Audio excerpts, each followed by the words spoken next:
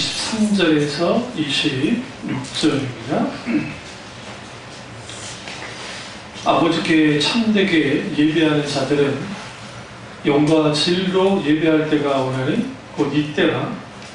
아버지께서는 자기에게 이렇게 예배하는 자들을 찾으시니라. 하나님은 영이시니 예배하는 자가 영과 진리로 예배할지니라. 여자가 이르되 메시아가 곧 그리스도와 하나님이가 오실 줄 내가 아노니 그가 오시면 모든 것을 우리에게 알려주시리이다. 예수께서 이르시되 내가 말하는 내가 그라 하시니라. 아멘. 말씀 제목은 예배 개혁입니다. 말씀 제목은 예배 개혁입니다. 이거는 아마 2주간에 걸쳐서 이 말씀을 나눌 것 같은데요. 오늘날 많은 사람들이 교회에 가는 것과 예배 보는 것을 동요로 사용합니다. 저는 신학생 때 신학생들끼리 논쟁이 붙은 적이 있습니다.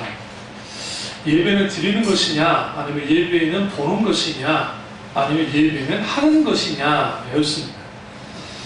신학생 때는 좀 아직 어리기 때문에 20대 팔팔한 젊은 청춘들이 이제 논쟁을 하는 거죠. 하면서 일단 예배를 보는 것에 대해서는 이건 옳지 않다라는 것은 공통적으로 인정을 했습니다. 왜냐하면 예배는 본다라는 의미가 우리가 과거에 그것과 관계는 없긴 하지만 마치 이것과 같아요. 무당 구슬을 할 때 구슬 보러 간다라는 말이 과거에 있었습니다. 이제 구경을 하는 거예요. 마치 구슬 구경하듯이 예배를 구경하는 것 같은 느낌을 줘요. 그래서 예배를 본다라는 표현이 한국에만 있는 표현입니다. 외국에는 예배를 워십 혹은 서비스라고 해요. 우리가 하나님 앞에 서비스한다. 서비스라는 게 우리는 이제 뭐예요? 그냥 우리 식당 가면 무료 셀프입니다 쓰이잖아요. 셀프. 그러다가 셀프하고 이제 서비스가 뭐 다르냐면 단골집에 계셔 가면 뭐 하나 가져주죠. 그러면서 이거 안 시켰는데요. 서비스입니다. 그럼 우리 개들까지 알아들어요. 서비스라고 하면. 이 서비스라는 단어는 사실 봉사라는 뜻이에요. 사실 그 단어가 뭐와 연결이 되어 있냐면 예배와 연결되어 있습니다. 그래서 실제로 영어 성경에 하나님께 봉사하며 성령으로 봉사하며 라는 말씀이 있는데 서신서에 보시면 여기서 봉사가 서비스예요. 근데 서비스인데 영어로 하면 그냥 서비스인가 보다 라고 하는데 이 서비스가 예배를 뜻합니다. 그러니까 예배는 성령으로 예배할 수 있어요. 오늘 장소 문제, 사람의 문제를 좀 다루겠지만 그럼 예배는 보는 것이냐? 공이 우리 신학생들이 예배는 보는 것은 아니다 라는 결론을 냈습니다. 이제 뭐가 논쟁이 붙어있냐면 그러면 예배는 하는 거냐? 아니면 예배는 드리는 거냐? 그리고 오늘 본문에서 예수님이 이제 예배할 때가 온다. 영과 진리로 예배할 때가 온다라는 이 말씀을 가지고 이제 뭐 하느냐? 예배는 하는 것이다 라고 주장하는 그룹이 생겼고요. 저 같은 사람은 충분히 예배는 하는 것은 분명한데 히브리어의 예배가 그러니까 믿음이 에무나라는 뜻이냐? 그런데 이제 예배는 아바드라는 단어를 쓰고 있어요. 이 아바드라고 하는 이 단어는 엎드린다, 조아린다, 굴복한다, 그리고 경배한다라는 의미를 갖고 있어요.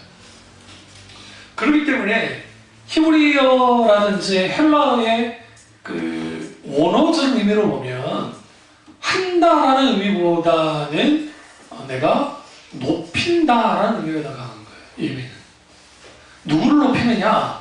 하나님을. 그래서 오늘날 조심해야 될 게 설교자들이 쇼맨십을 부리면서 설교하는 목사님이 높아지면 그 예배는 하나님께 드려지는 예배가 되지 못해요. 절대. 그런 의미에서 모든 예배는 하나님을 초점, 믿음의 대상이신 하나님, 예배 받으시기 합당하신 하나님을 어떻게 두고 그분에게 예배 드리는 거예요. 그런 의미에서 예배는 드리는 것이고, 문자적으로 영과 진리로 예배할 때가 온다라는 그 한다라는 의미 속에는 예배는 말 그대로 하는 거예요. 한국교회의 가장 큰 그 실수가 뭐였냐면, 목사님의 설교만 다 들으면 예배가 드려진 것으로 여겨주는 거예요. 이건 아주 그러니까 이 경망스러운 거예요. 그러니까 목사님의 설교를 듣는 것은 아주 중요하지만, 예배의 시작은, 우리 참여주교 예배 시작은 어디부터 있죠? 시간은 11시지만 우리는 경배 찬양부터 이미 예배는 시작했다고 말씀드렸잖아요. 그런 의미에서 우리는 10시 40분에 더 빨리 할 때도 있지만 30분 정도의 기도를 쭉 하면서 한 10분 정도 기도 시간을 갖고 40분 정도의 경배 찬양으로 들어갑니다. 그러니까 이미 경배 찬양 들어갔을 때 우리 예배는 시작된 거예요. 한국교회 전통 가운데 뭐가 생겼냐면 준비 찬양이라는 게 생겼는데, 그게 뭐냐면 11시 예배 드리기 전에 하는 찬양을 준비 찬양입니다. 예배 드리기 위해서 마음의 준비를 하라는 거예요. 마음을 열는 거죠. 그래서 거기서 나온 게 뭐였냐면, 사람들의 마음을 열기 위한 수많은 음악적인 수단, 악기적인 수단들이 동원되는 거예요. 그리고 그걸 통해서 사람들을 어떻게 합니까? 마음의 문을 활짝 이렇게 만듭니다. 그리고 난 다음에 종을 땅 치면 이제 비로소 예배가 시작되는 거예요.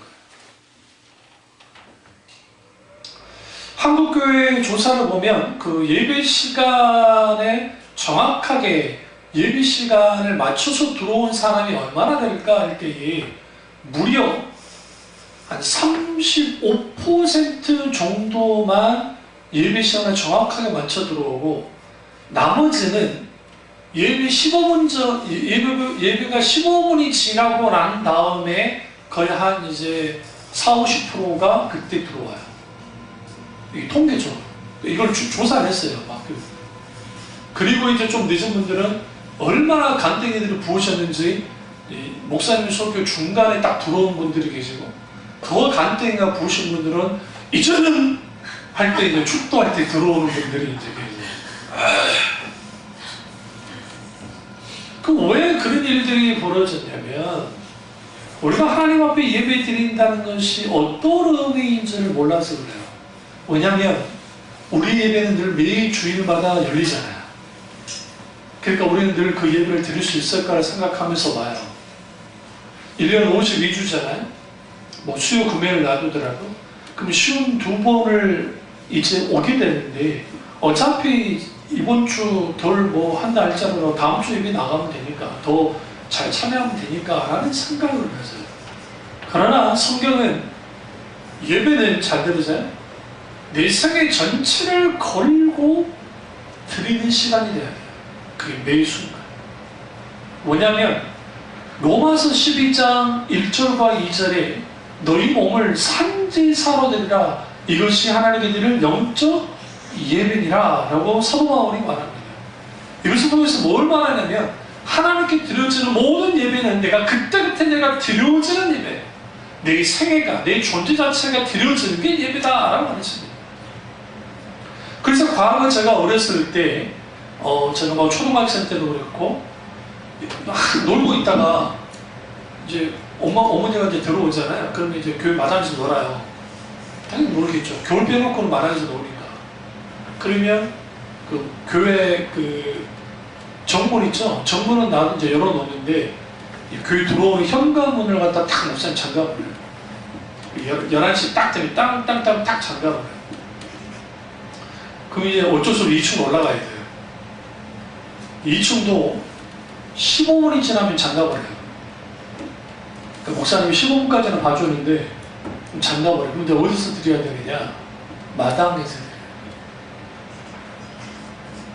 근데 중직자들이 늦으면 그 주방에 쫓아내버려요. 오지 말라고. 니들은 너희 같은 것들은 존재가 아니라는 거죠. 그럴 수밖에 없는 게 우리 노 목사님이 조선시대에 태어난 분이에요. 1800, 그러니까 뭐 90 몇 년도에 태어나신 분이에요. 아직 조선왕조가 한일합방이 1910년에 됐으니까 조선왕조 때 태어나신 분이라 강해요. 아주 강하세요. 그 꼴을 못 보시는 거예요. 그러니까 중직들이 늦었다가는 이제는 그 중간에 초상이요. 용납잖아요. 무슨 일이 있어요. 그렇게 하면 교회를 나가라. 필요 없습니다. 그전에는 아주 가부장적이고 강압하는 시대였기 때문에 그럴 수 있는 그런 분위기가 있었지만, 그럼에도 불구하고 무엇을 아주 중요시 여겼냐면 하나님께 드려지는 예배는 분명하게 달라있다라는 거였어요. 그래서 어떤 상황이 와도 예배를 드려야 돼요. 그러니까 저는 어렸을 때 마당에서 놀다가 시끄러우면 이제 전도사님이 튀어나와요. 주의주가 말 안 들어요? 그럼 누가 튀어나오느냐? 우리 어머니가 튀어나와요. 이 새끼의 목소리들은 다 알아. 그래서 저는 거의 안 맞았어요. 왜냐하면 그렇게 시끄럽게 하죠. 내는 좀 아기자기하게 노는 스타일이기 때문에. 우리 안성주님이 많이 터졌죠. 근데 뭐 가만 안 두면 이것들 조용히 안 볼래. 똑같이 안 하죠. 그리고 뭘 안 해. 나도 전과자기 때문에. 근데 우리가 분명하게 볼 것은 뭐냐면, 하나님께 드려지는 예배가 달랐는데 그때는 율법주의로 누른 거예요. 그러니까 율법주의로 가지고 하나님 앞에 죄 송수를 온전하지 않으면 복은 고사하고 저주받는다는 그런 것을 가지고 눌렀고, 실제로 그 시대는 통했단 말이에요. 오늘날 시대에는 이제는 전혀 통하는 시대가 되지 않았습니다. 그래서 초대형 교회들이 토요 예배를 만들어 놨습니다. 이게 미국에서 릭 워렌, 사들백이나 그런 교회들이 토요 예배를 만들었어요. 그 이유가 뭐냐면 미국의 여가 혁명이 나면서 교인들이 주일 송수를 하지 않기 시작하는 거예요. 주일 송수를 하지 않으니까, 그러면 얘네들의 죄책감을 덜어주고 싶으니까, 그러면 토요일에 나와서 예배 드려라. 그래서 만들어진 게 토요 예배입니다. 그래서 토요일날 예배 드리고 그리고 돌아다녀요. 그 주일의 개념이 깨져버린 거예요. 이게 한국교회에 그대로 이입됐습니다. 그리고 그러한 예배들을 드리는 교회가 생각보다 많습니다. 토요일. 그러니까 왜 그런 일들이 벌어지느냐? 하나님께 드리는 예배 시간의 가치가 우리가 TV 프로그램 가치보다도 못한 거야. 내가 뭔가를 하는 가치보다 못하는 시대가 되어버린 거야. 그 왜 그러느냐? 하나님을 경험하지 못하는 세대이기 때문에 그렇습니다. 다시 말하면 하나님의 영광이 어떻게 해요? 사라져버렸어요. 예배 가운데. 우리의 예배 속에서 뜨거움이 있었습니다. 저 어렸을 때 많은 경험이 있어요. 주일 낮 예배 때, 기도할 때, 예배 드릴 때 울면서 하나님 앞에 그 말씀을 듣고 뜨겁게 기도하고 하나님을 찾고, 그런 일들이 우리 교회만 그런 게 아니라 옆교회 가도 그 교회도 그렇고 비슷했어요. 대부분이. 그래서 주일 그 시간이 되면 11시 전에 보면 주위에 교인들이 성경책을 이렇게 탁 치고 아니면 가방을 들고 이렇게 쭉 지나가는 게 흔히 볼 수 있는 거예요. 흔히 볼 수 있는 거예요. 그리고 하나님께 나아가서 하나님께 예배를 드립니다. 그 예배 속에서 하나님을 만나요. 그 예배 가운데 하나님께 영광을 드려요. 그 예배 속에서 놀라운 하나님의 은혜를 경험하기 시작합니다. 그러니까 힘들고 어려운 그 시절에 그 하나님의 놀라운 은혜가 있으니까 그 시대를 살아낸 거예요. 그 독재시대를. 그러나 이제는 살만해지니까 그 예배의 가치라는 것이 이제 땅에 떨어져 버렸어요. 그래서 초대형 교회들은 상당수가 공연하듯이 예배를 드려요. 공연하는 것 같아. 그래서 화려한 조명, 그리고 화려한 음향, 그리고 시각 효과, 그리고 여러 가지 장치를 통해서 거기에 가면은 그럴듯하게 예배 드리는 분위기를 잡아줍니다. 그래서 소위 극장식 예배가 이제 등장하기 시작한 거예요. 극장식 예배의 하이라이트는 뭐냐면 소위 경배와 찬양을 한다고 하는 그러니까 일종의 그 밴드들이 나와서 하는 겁니다.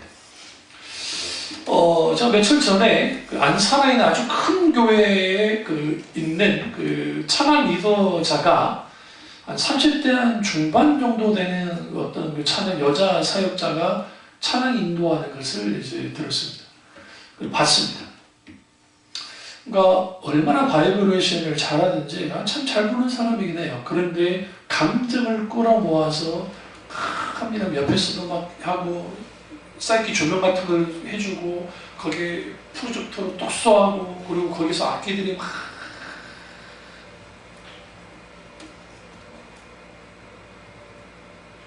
그러면 그 속에 교인들을 이제 이렇게 비춰줍니다. 비춰주면 교인들과 같이 막 그게 무조건 나쁘다는 게 아닙니다. 그리고 그들이 성령을 찾기도 하고 그리고 성령의 임선을 찾기도 합니다. 근데 자칫 잘못하면 사람이 끌고 가요. 자칫 잘못하면. 그리고 저는 콘티를 보면 알잖아요. 제가 찬송학을 공부를 했고 실제로 경배와 찬양을 공부했어요. 제가 목사님들을 직접 갔어요. 왜 그러냐면 내가 보고 있는 것과 실제로 현장에서 배우는 게 뭐가 다른지를 봐야 되니까. 그럼 그 퀄리티가 아주 절묘하게 짜여있어요. 이게 여러분 세상 콘서트도 똑같습니다. 콘서트 할 때 처음부터 막 부드러운 노래 안 해요. 먼저 빠른 곡을 확 해서 사람들이 일단 탁 몰입을 시키고 그 다음에 일종의 스토리를 집어넣어서 그리고 그것은 시각적인 스토리, 청각적인 스토리 그리고 여러 가지 그 조명부터 시작해서 사람들을 끌어모으고 그리고 소위 말해 클라이막스로 끌고 올라가요. 그리고 거기서 확 터뜨리면 사람들이 거기에서 환호하면서 거기서 우리말로 하면 은혜를 받아요. 어? 그들의 표정들이 다 맞습니다. 신나고 좋습니다.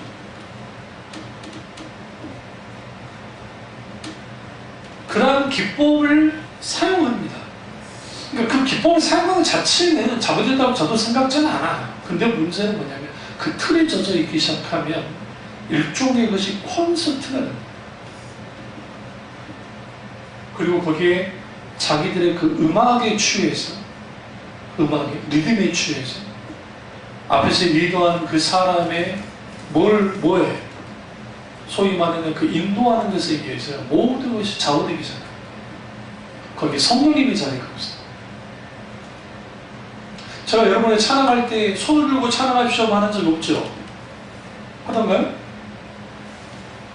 가슴에 손을 넣으시고 지치고 상한 나의 마음을 주여 받아 주소서. 우리 대가리에 손을 넣으시고 주여 그렇게 하지 않잖아요. 그래서 예전에 그 새벽교 선교회 컨퍼런스를 어떤 분이 참여하고 찬양사가는 친구가 저한테 목사님에게 그랬다잖아요. 여기 새벽교회에 있는 그 찬양 리더가 보이지 않나요? 이 사람은 좋은 의미로 말한 게 아니에요. 리더가 보이지 않나요? 그런 경배한 찬양에 있어서 ABCD 중에 아주 중요한 게 A가 빠졌다는 거예요, 그분이. 그래서 요 목사님한테 이제 목사님께 말한 거죠. 그 목사님이 그런 말 합디다 그러니까 아주 잘 된대요. 그래서 그 이유가 뭐냐면 인간의 마음을 인간이 조종하는 것은 아주 위험합니다. 그 자체도 되잖아요. 그래서 뭐 해야 되느냐? 성령께서 하시도록 우리는 뭐 하느냐? 경배자로 가는 거예요. 어로인팅의 그 여기 동영상과 다른 그룹의 동영상은 어떤 차이를 보실 수 있냐면 어느 통에 강명식 씨가 있잖아요. 그 강명식 씨가 찬양할 때 거기에 사람들은 리드하려 하지 않아요. 잘 듣다 보세요. 눈을 주를 바라봅니다. 두 손 들어 주를 뭐 찬양합니다 하잖아요. 그때 본인 스스로가 경배자로 나가는 거예요. 나는 거룩한 제사로 내가 주께 드리기 원하는 거죠. 임하소서 거룩한 주님. 여러분이 하나님을 경험하기 원한다면 경배와 찬양 가운데 하나님을 만나야 돼요. 많은 경우에 찬양을 따라하지 않고 찬양을 부르지도 않으면 거기 하나님을 만날 수 있는 게 없어. 왜? 우리는 평생 기도하지 않으니까. 많은 사람들이 말씀의 자리에서 하나님을 만날 수도 있지만 상당수가 우리를 뭘 통해서 하느냐? 경배와 찬양 가운데 하나님의 상당수를 많이 만져요. 하나님을 경험하고 그 하나님의 놀라운 강한 임재가 그 경배와 찬양 가운데 부어지는 것을 봅니다.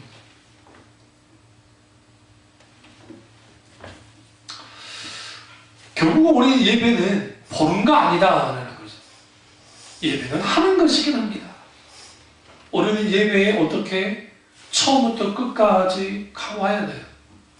과거 여의도 있는 교회가 엄청나게 사람이 많이 모일 때 조규 목사님이 이제는 이게 무슨 소리인지 아세요? 집에 가려고 빨리 버스 타야 되니까 교육버스 타려고 툭 하면서 사람들이 나가는 거예요. 그러니까 목사님들이 이거 사고 난다고 그렇게 광고를 해도 그리고 교구 목사님들이 그렇게 교육을 시켜도 어쨌든 이제는 그런 거 다다다다다 왜? 축도 다 끝나면 다 몰려 나가면은 이거 저기 차를 탈 수가 없으니까 이분들이 그런 거예요.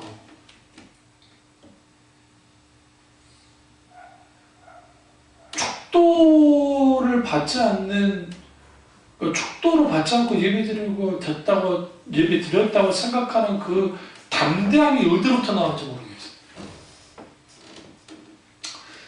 예배의 시작과 끝에서 전체로 가져가야 돼요. 그런 예배가 되어져야 돼요. 그러니까 오늘날 교인들이 한국 교인들이 어떤 착각을 하냐면 설교만 들으면 예배는 다 드린 거다라고 하는 이 잘못된 인식이 교회에 뿌리박혀 있는 거예요. 그러다 보니까 그런 것이 무슨 일을 벌어지기 시작했냐면 소위 말하는 설교 중심으로 예배만 된 거예요. 그러니까 설교만 들어주기만 하는 거예요.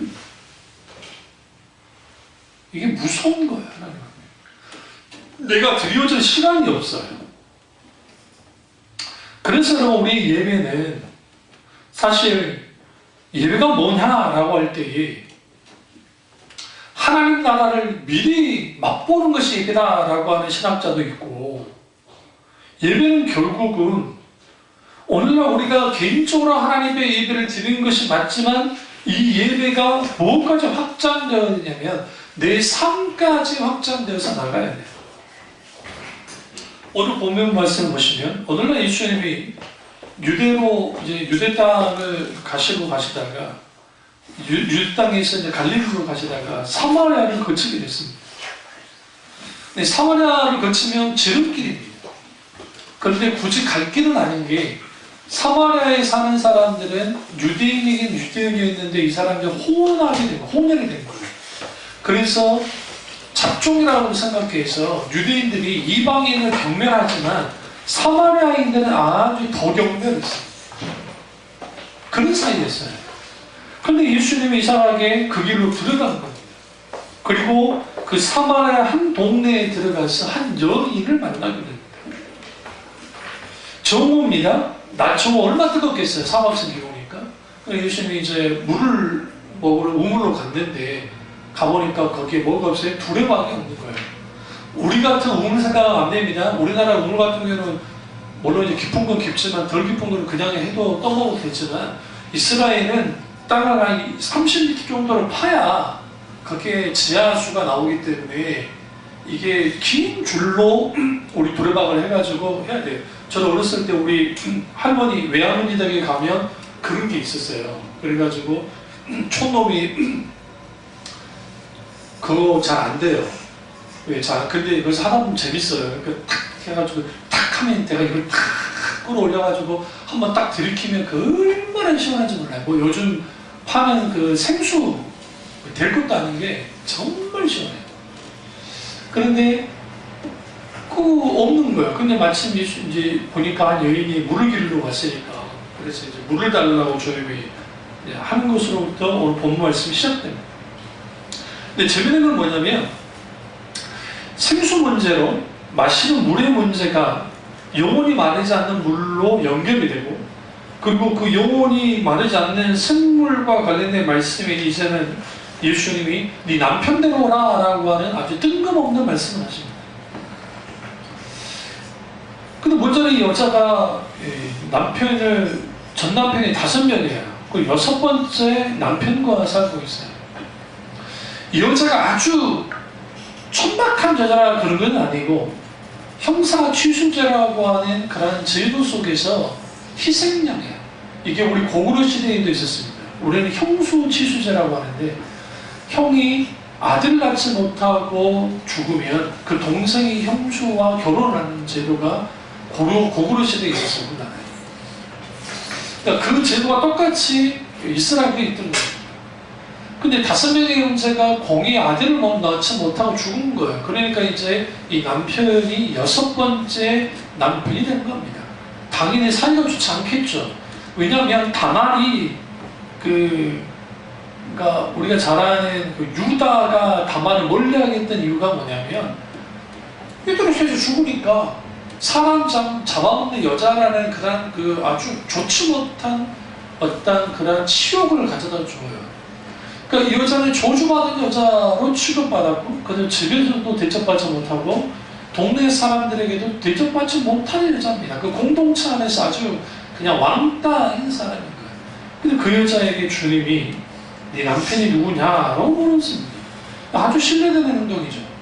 그때 그 여자가 뭐라고 하냐면 되게 남편이 없습니다 라고.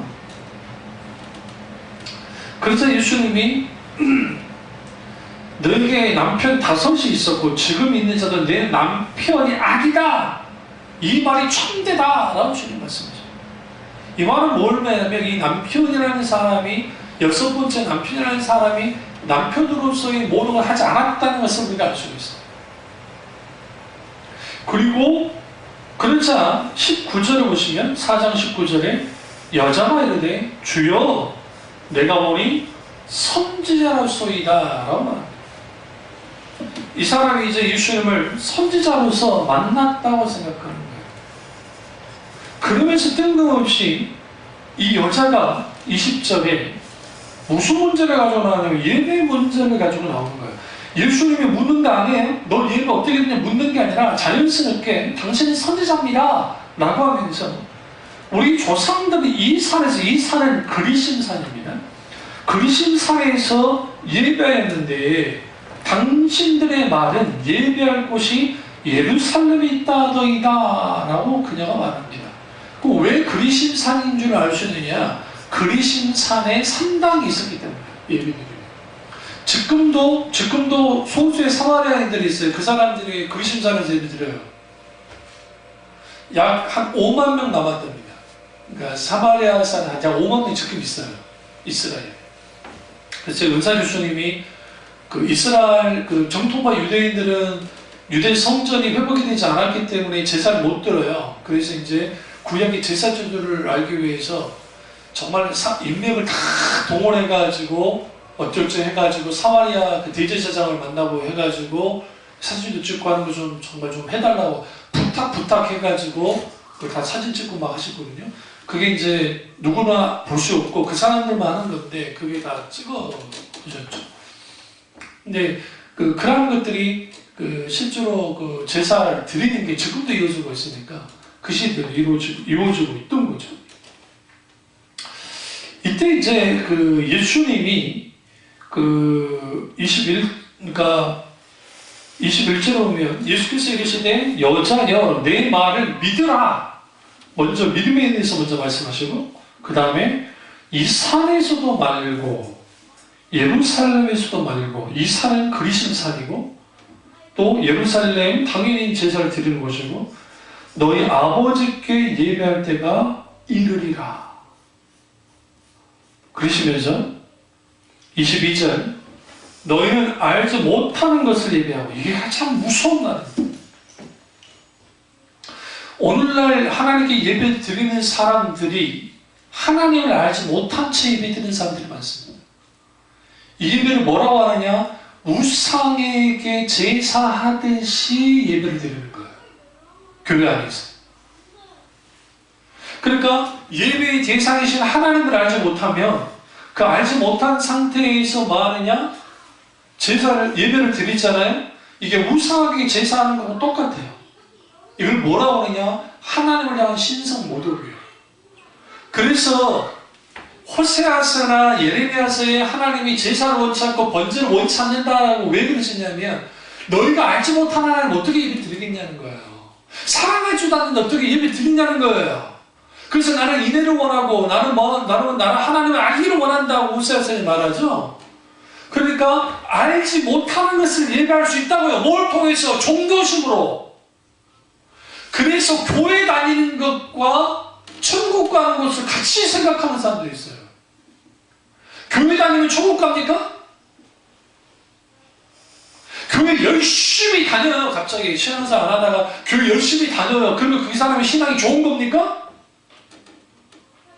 종교심으로 교회 열심히 다닐 수 있어요. 한국교회가 얼마나 구원을 값싼 구원으로 만들어냈는지 교회 다니면 구원 받는 것처럼 만들어냈어요. 그것도 자동적으로. 물론 그건 조건이 붙어요. 열심히 기도하고 열심히 교회 다니고 열심히 헌금 상하라고 열심히 전도 상하라고 열심히 뭐 하면 당신 구원 받습니다 라고 가르쳐놨어요. 그래서 그 열심을 가지고 뭔가를 해요.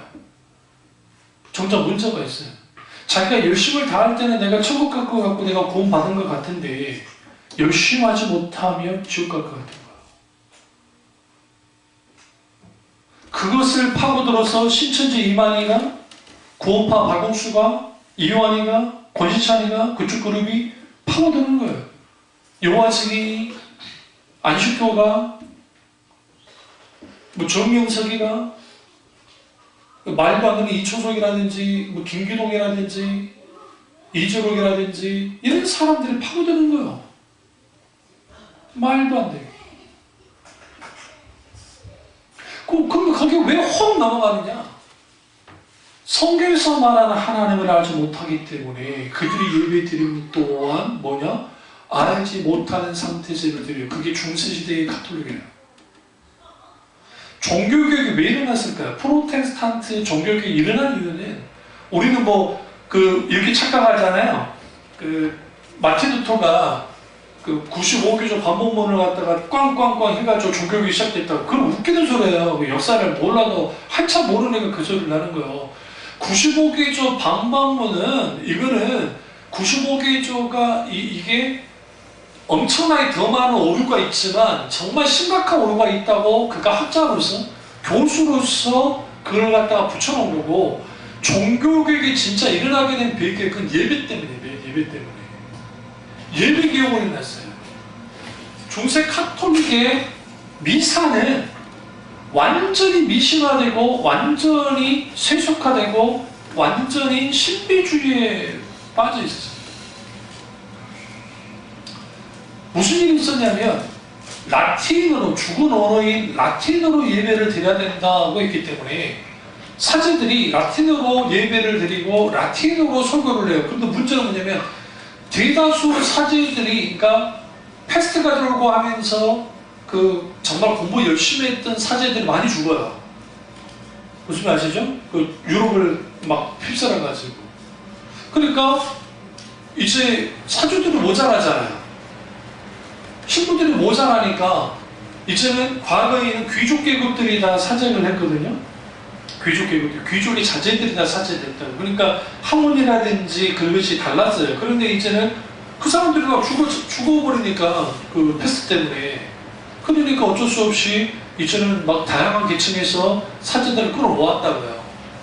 끌어모으다 보니까 이제는 그를 모르는 사람들까지 오기 시작한 거예요. 당연히 공부를 시켜도 라틴어를 알지 못해요. 심지어 어떤 학자가 말하기를 90% 이상이 라틴어를 몰랐다고 했으니까 그 시대에. 라틴어를 모르는 상태에서 예배를 집전하고 라틴어로 설교를 하는 게 뭔 내용인지 몰라요. 읽을 뿐이에요. 여러분도 라틴어 그냥 읽을 수 있어요. 왜냐하면 영어와 달리 영어는 영어 그 읽기 그게 있어야 되잖아요. 그걸로 읽잖아요. 그냥 읽으면 안 되죠. 근데 라틴은 그냥 읽으면 돼요. 그냥 발음 끼워 그대로 읽으면 다 될 수 있어요. 그냥 발음 읽게 돼 있어요. 그러니까 읽는 거는 그렇게 어렵지 않아요. 라틴은. 그러면 그렇게 읽어요. 그러니까 예배를 집전하는 저기 사제도 이게 뭔 내용인지 모르고 이거 집전을 하고 설교가 무슨 내용인지도 몰라요. 듣는 사람은 더 몰라. 그러니까 성당에 우리가 그 이제 유럽 같은 데 가보시면 큰 성당에 이게 본 건물이 있으면 본당이 있으면 그게 이렇게 앱스라고 하는 그 빈 공간이 있어요. 그렇게 그림들이 막 있는 거 보셨죠? 성당 딱 들어가가지고 딱 정면 천당을 보면 그게 막 그림들이 있잖아요. 그 앱스라고 그래요. 그 빈 공간인데 그 공간에다가 뭘 그리냐면 성화를 그리는 이유가 있어요. 그게 뭐냐면 그 시대의 거의 95% 이상이 다 문맹이기 때문에 글을 몰라요. 거의 몰라요. 심지어는 사제들도 잘 몰라요. 그러니까 성당이 그림이 많아질 수밖에 없던 게 여러분 혹시 이제 명동 가시는 데 있으시면 명동 성당과 한번 가보세요. 가보시면 저분을 딱 들어오면 그 전통의 아주도 남아있는데 오른쪽부터 시작해 예수님의 일대기 그 부조 같은 게 이렇게 막 이렇게 딱 그리죠. 이게 뭐냐면 그 시대의 사람들이 언어를 모르니까 그림으로 설명을 해주는 거예요. 그리고 러시아 정교회 성당이든 뭐 어디든 간에 막 이제 유럽에 같은 데 가보시면 그 그림들 있죠. 그 소위 성화라는 것들이 막 그렇게 있는 이유가 모르니까 그래요. 그래서 그들은 성경을 알고 성경을 주지도 않았으니까 그들에게. 그러나 프로테스탄트 개혁교회는 완전 달라요. 그 내부가. 여러분 가면 심하네요. 볼 게 없어요. 그 이유가 뭐냐? 인문주의 영향을 받아서 개혁교회 교인들은 자기들의 언어로 성경을 가지고 있었기 때문에 성경을 읽었어요. 카톨릭이 성경을 평신도에 읽게 한 게 여러분 언제부터라고 생각하세요? 여러분 생각할 때 아마 좀 틀릴 수는 있겠지만 1960년도인가 70년도에 평신도가 성경을 읽기 시작했대요. 1970년도요. 그런데 생각보다 그래서 천주교 교인들이 성경을 아주 무식하게 몰라요. 성경 공부하지 않아요. 왜? 성경은 사제들만 읽어야 된다고 생각하는 거예요. 그뿐입니까? 유럽 가봤으니까 알겠지만 딱 들어가잖아요. 그러면 거기 여기 명동성당도 똑같이 있어요. 소위 정말 이걸 물을 가는지 안 가는지는 모르겠지만 생수 같은 게 하나 있고 이걸로 하고 탁 들어가자마자 마리아상 있어요. 거기서 하고 난 다음에 그 다음 안에 데서 들어가면 거기에 있어요. 그 물 같은 거. 그 생수네. 그 생수 같은 게 발라가지고 하면은 그 병도 사라지고 막귀도 사라지고 한다는 거예요. 네? 그리고 촛불을 켜죠. 개혁교는 왜 촛불을 켜요? 그 촛불을 켜는 게 불교 켜야 안 켜요? 켜죠. 동방종교 켜야 안 켜요? 켜요. 바벨론에 있는 메소포타미아 지역에는 대부분이 켜고 우리 조로아스토교 들어봤죠? 이름을 들어봤으니까 안 해요. 조로아스토교가 페르시아인이면 그게 불을 섬기는데 그 사람들이 그걸 섬겨요. 그게 똑같이 거기에다가 자기들의 기도에 뭐 이렇게 해가지고 키면 그러면 이제 그 성당 같은 데 가보면 그 유럽 성당 같은 데는 거기에 이제 1유로까지는 받지는 않지만 아니면 이제 뭐 1유로 받겠나? 뭐 몇 유로 뭐 해요. 그러면 그 동전을 놓고 초를 가져다가 꽂아요. 꽂아가지고 불을 붙여서 자기 그 소원을 말한다는 소원을 막 기도한다. 이게 미션화 되어버리는 거죠. 이것을 견딜 수 없던 거야, 교육주제들이. 왜? 하나님께 마땅히 예배드려야 할 자들이 하나님을 알지 못한 상태로 이방신을 섬기듯이 그러고 있으니까 이걸 견디지 못하니까 이게 모든 걸 다 깨부셔버리는 겁니다. 루터교 있어요, 우리나라. 루터는 그나마 안에 있는 그냥 치장이었는데 그것에 대해서는 바꾸지 않았어요. 그런 의미에서 마틴 루터의 종교개혁과 잔 칼뱅이나 쯔빙글리의 종교교육은 좀 차이가 있어요. 우리랑. 철저하게 칼뱅스님은 그 깨뜨렸어요. 더 깨뜨린 사람은 쯔빙글리예요. 쯔빙글리는 뭐까지 깨부셨냐면 그 파이프 오르간까지 깨부셔버렸어요. 그 파이프 오르간을 왜 깨부셨냐면 그런 음악 하지 말라는 거예요. 그 이유가 그 사람이 과격주의자라 그런 게 아니라 제가 말씀드렸죠. 예를 들어 세종문화회관에 파이프 오르간 저는 저 귀 때문에 못 들으니까 못 가지만 파이프 오르간 그걸 공연하는 데가 있어요. 좀 알아보시면. 그러면 애들 데리고 한번 가서 너무 앞자리는 별로 그러니까 중간 정도 가운데 자리에 이렇게 탁 할 준데 가서 앉아서 한번 그 공연을 들어보시면 여러분이 뭘 경험하게 되시냐면 여기가 온 몸이 그 진동과 음악 소리에 할 뿐만 아니라 우리가 이때까지 경험하지 못한 신세계를 경험해요. 음악의 문외한도 상관없어요. 정말 달라요. 그 뭘 경계했느냐? 인위적으로 하는 모든 그 예배의 요소를 다 깨부셔버린 거예요. 그게 기독교예요. 근데 한국 교회가 카톨릭을 좀 따라가고 있어요. 다 카톨릭을 따라가고 있어요. 그 엄청난 수의 성가대 수가 늘어나는 거, 그 종교교육자들은 성가대 수를 확 줄였어요. 그리고 종교교육자들은 이 자체도 없애야 된다는 분들도 계셨고, 성가대 수가 늘어나고, 그리고 그 우리나라의 최초의 파이프 오르간이 충영교회에 생겼거든요. 충영교회가 그때 당시 1988 올림픽 전후로 해서 아마 그 파이프 오르간을 들었는데 독일에서 그 당시 10억을 들었어요. 10억. 여러분 그 80년도에 10억이면 오늘날의 그 100억 이상같이 그 억만 돈을 가지고 와가지고 파이프 오르간을 충영교회 있다고 합니다. 그때 교회마다 들고 일어나서 난리가 나서 우리가 무슨 카톨릭이냐. 근데 우리나라 대형교회를 치고 파이프 오르간 없는 교회 있어요, 없어요? 없어요. 대부분이 다 설치해놨대요. 뭐로 돌아가요? 카톨릭으로 돌아가요. 그거 왜 그런지 아세요? 하나님의 영광의 임재가 사라져서 그래요. 하나님의 영광의 임재가 사라지니까 당연히 대용품을 만들어낸 거예요. 그 임재하는 것 같잖아요. 음악 소리가 나면 그 하나님이 임재하는 것 같아. 천사들이 날아오는 것 같아. 그리고 건물도 그렇게 만들어 놓는 거예요. 크게. 그 예배의 혁명으로서 개혁이 일어났어요. 오늘 예수님이 너희는 알지 못하는 것을 예배한다. 그럼 그들은 누구를 위해서 예배한다 했어요? 하나님께 예배한다 했지만 알지 못하는 것을 예배한다. 오늘날 우리가 예배가 개혁되는 거 가장 중요한 게 뭐냐면 우리가 알지 못하는 것을 얘기하는 거예요. 첫째. 그리고 이렇게 말하죠. 우리는 아는 것을 예배하노니 이는 구원이 유대인에서 아니라. 알아요. 유대인들은 하나님을 알아요. 그런데 그들이 알긴 알았는데 어떻게 알았어요? 하나님의 관해서만 알고 이걸 들었다고요. 하나님이 원하는 게 뭘까요?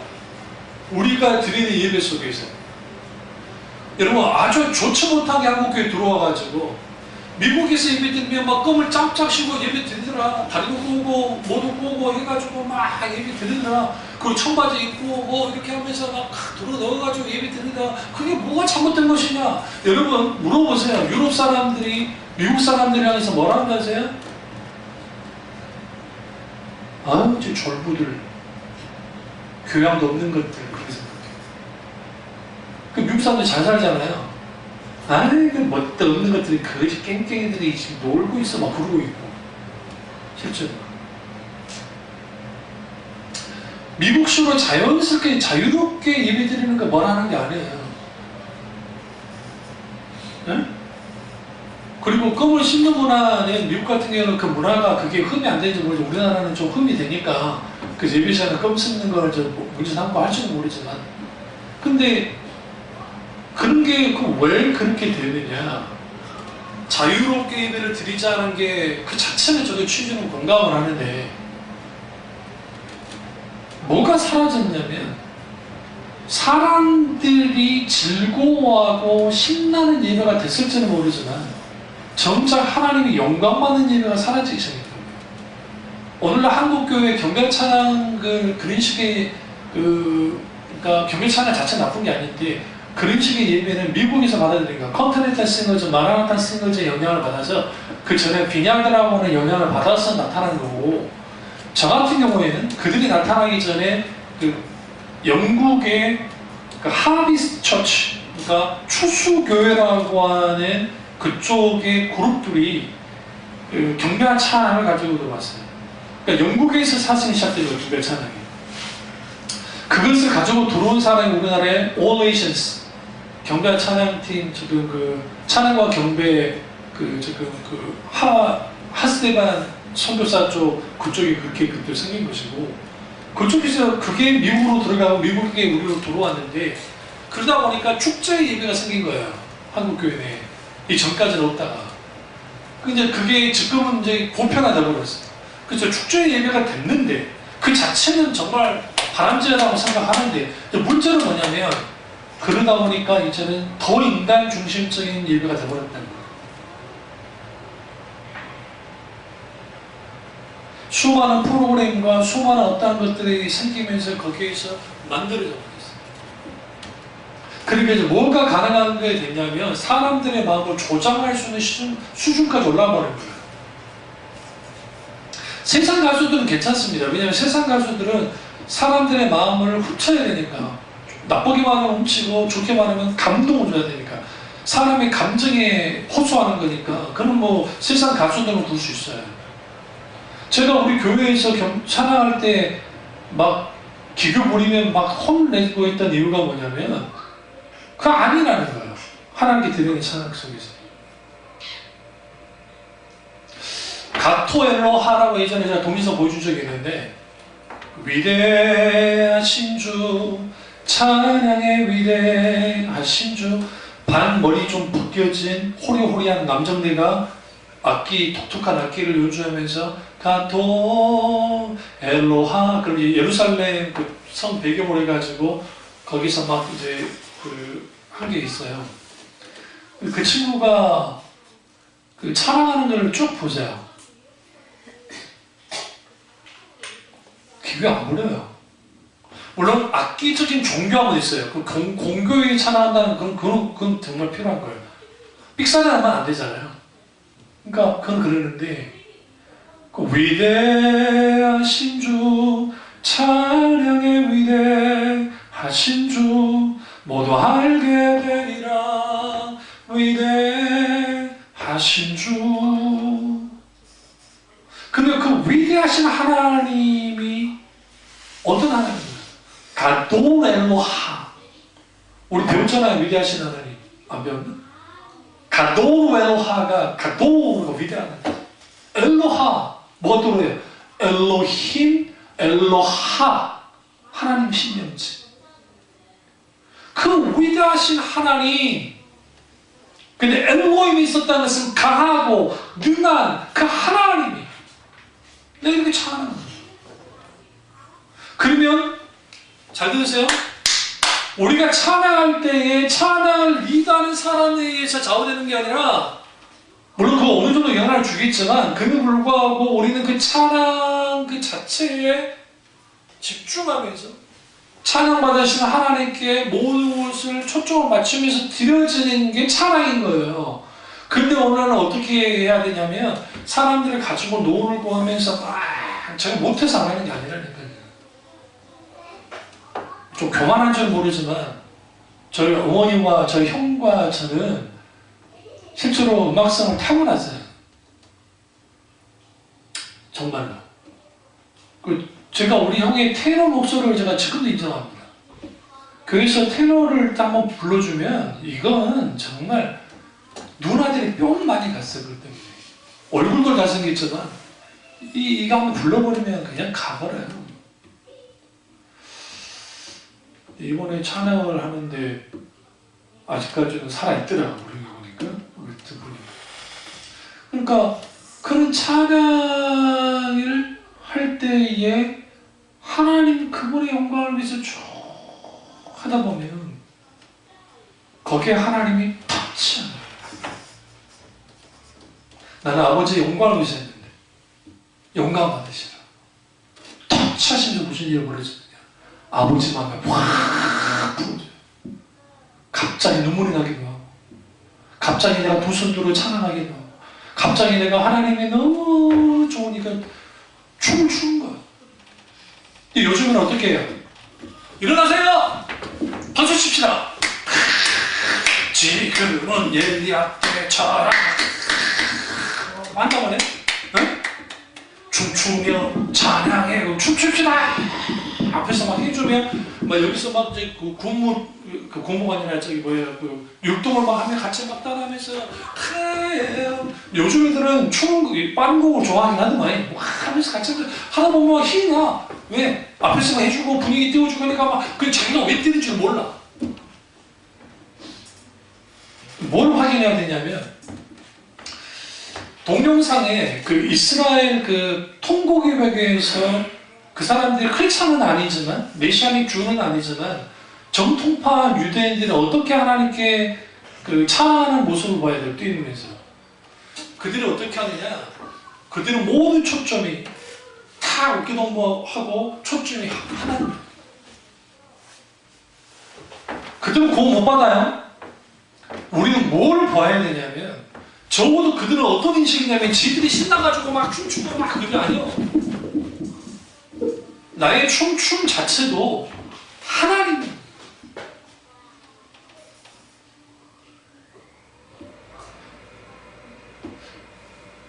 샬루 샬롬 예루샬라임 샬루 샬롬 예루샬라임 샬루 샬롬 예루샬라임 샬루 샬롬 예루샬라임 샬롬 샬롬 샬롬 샬롬 샬롬 샬롬 샬루 샬롬 예루샬라임.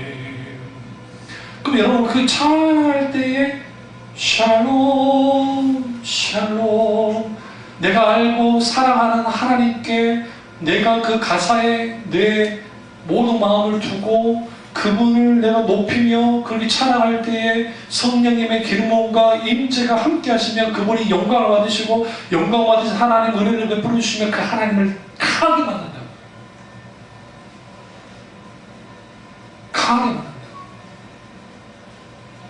그래서 제가 어릴 때 하나님을 만나고 난 다음에 크게 세 가지가 살아났는데, 하나는 기도가 살아났고, 또 하나는 성경 말씀이 살아나고, 또 하나는 찬양이었어요. 그때 하나님이 되게 감동한 게 뭐였냐면, 그때는 다 교회마다 다 복음성가, 낮엔 해처럼 밤엔 달처럼 그렇게 살 순 없을까. 우리 비바람이 치던 바람 잔잔해져 오고. 근데 일어났다 우리 뭘 만들었어요? 주 오시면 천국에서 영원. 그런 거 몰랐다고.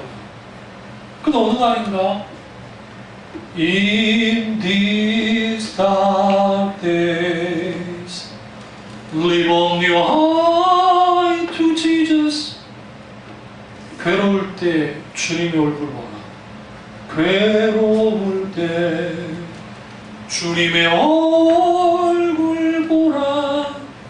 평화의 주님 뭐 함께 하리라 뭐 그런 거 있는데, 근데 그 찬양 눈을 들어 주를 보라 할 때 그 눈을 들어 live on your eyes 할 때 그 눈을 들어 할 때 갑자기 성령이 강력하게 내려오기 시작하면서 뜨거운 불길이 치고 들어오면서 무슨 일이 벌어지냐면 마치 내 눈이 영적인 눈이 열린 것처럼 확 그런 찬양이 가능했던 것은 서울에서 공부하는 형들이 그 찬양들을 가지고 내려왔기 때문에 신실한 형들이 이것만 하는 형들 말고 그 형들은 우리 교회에서 저기 데모가를 가르쳤지만 술 처먹고 늘 했던 형들 그 중에 목사가 나왔어요. 그것도 뭐라 하는 건 안 돼요. 그리고 또 저기 그 신실한 형들이 와가지고 그러면 거기에서 충격을 받는 거예요. 그러니까 찬양 거기에 충격받는 게 아니라 하나님이 오셔서 그렇게 만진다는. 근데 그것만 그러느냐? 우리가 잘 아는 찬송가 속에서도 하나님의 놀라운 역사가 있어요.